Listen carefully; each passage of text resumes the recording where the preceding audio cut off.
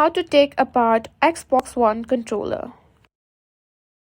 If you're looking to fix the Xbox One controller, clean it, or maybe swap out some parts, you're in the right place. In today's video, I'm going to show you exactly how to take apart your Xbox One controller step by step. It's easier than you might think, so let's get started.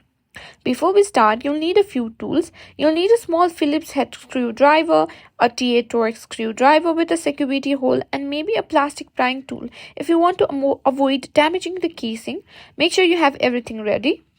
First things first, make sure your controller is powered off and remove the batteries from the back. If you have a rechargeable battery pack, take that out too.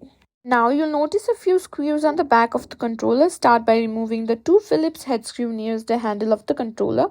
Once those are out, grab your TX Torx screwdriver to remove the security screw in the middle of the back panel. Once the screws are out, it's time to separate the back panel. Simply gently pull the top and bottom part of the controller. You might need to use a plastic pry tool to avoid damaging the casing or to help pop it open. Be careful not to use too much force here. It should come apart fairly easily once the screws are removed. Now that the back is off, you'll see some Ethernet cables connecting the motherboard to the front of the controller. Carefully disconnect these cables, usually by gently pulling on the connectors. Be careful not to damage any of the wires. Once the cables are disconnected, you can remove the front panel of the controller. It should come off easily now that everything is disconnected. And that's it, you've successfully taken apart your Xbox One controller.